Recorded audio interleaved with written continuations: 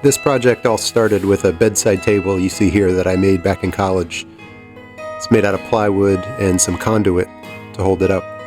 The problem is that the contour of this forms an S. One of my son's names starts with S, and so he had to have the table. The only issue is that my other son's name starts with E. So of course now we have to make an E table out of similar materials. So this is made out of 3/4 inch plywood and 1/2 inch conduit. First step here is to cut the full sheet down to size. I planned this out. I have another project coming up where I'll need a lot of 3/4 inch plywood. So this is my homemade track saw. You can see they're made out of particle board. Really helps to cut down these sheets safely in the shop and make it manageable. I also got a new video editor, as you can tell, so I'm playing around with special effects throughout this video.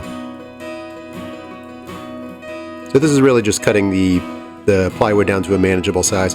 Once it's down to a manageable size, I cut the width of the table for all pieces. I think it was 16.5 inches, something like that. Might have been 16 3/4.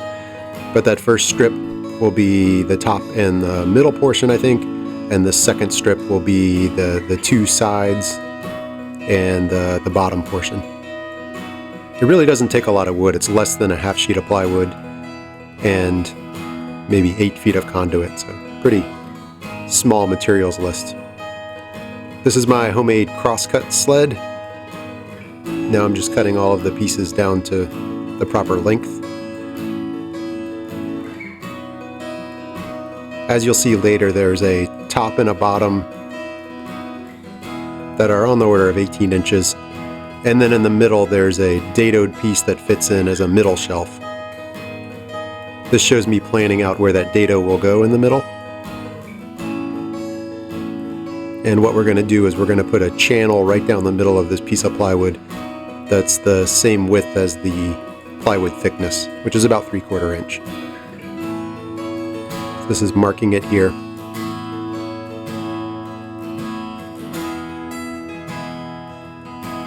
Now the typical way to do this would be to put a dado blade on the table saw and just take one pass down the middle of this plywood, but I thought that would take more time than just taking multiple single passes with the blade.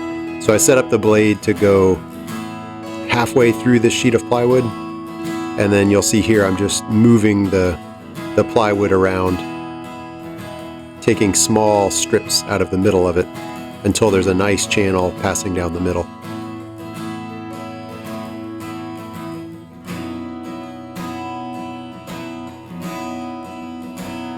This was just trial and error. Keep flipping it over, looking at it, see if I hit the line, slide it a little bit, take another pass. And it took 5 or 6 passes before I'd gotten the right width. But I think overall it was a good decision to not get the dado blade out, which is usually 30 minutes of changing out parts on the table saw.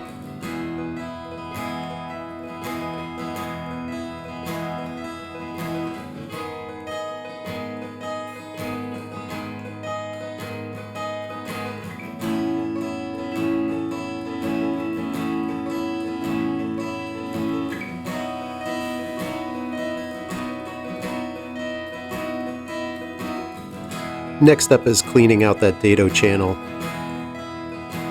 so the side of the shelf slides in there nicely.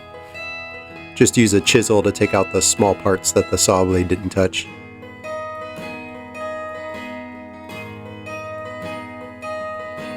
And after I get all the parts out with the chisel, a little bit of scraping, a little bit of sanding, and it turned into a nice fit in the end. A little bit of luck and a little bit of trial and error. I think that was 220 sandpaper there. Nice fit.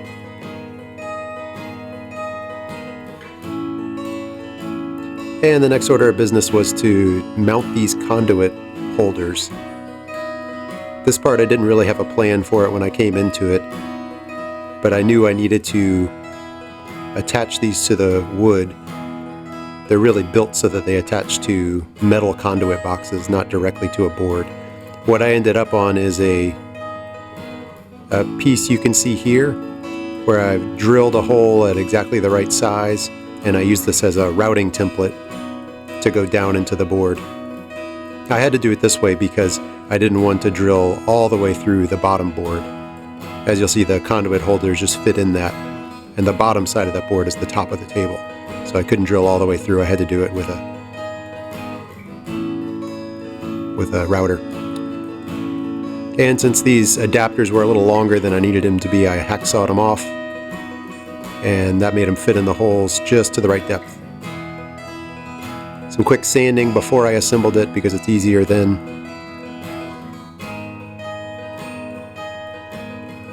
Then I mixed up some 2-part epoxy to epoxy these conduit holders into the wood. This is 5-minute epoxy, so you have to work fairly quickly. And these ended up pretty solid. The holes were a nice tight fit for those holders, and the epoxy does a good job of holding them in there.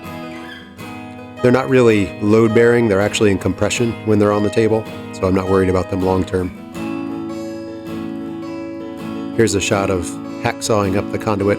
Again, this is 1/2-inch EMT from the box store.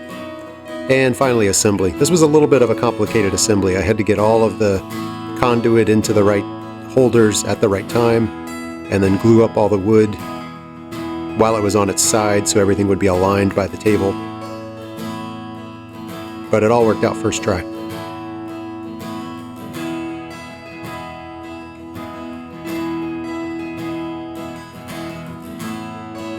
After clamping, I attached the top and the bottom to that middle board.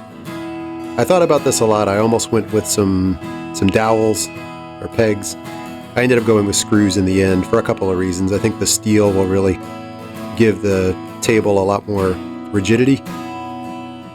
And also, we're not trying to win any awards here, and since I'm going to stain it a dark color, I don't mind wood filler being in a few small holes on the top and the bottom. That's how I build that first S table, and that's held up well over the years. Here's a shot of putting some wood putty in those holes and then let it dry and sand it off. They're not very noticeable. And this is some poly plus stain. It's a darker walnut kind of color.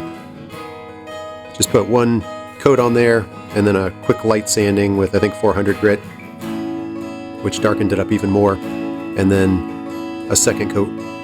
And here's the finished product. I like the way it turned out. It was a quick project, only took a few nights in the basement. I think it looks a little better than the S table, probably because I have a proper set of tools now that I didn't have before. And here it is installed.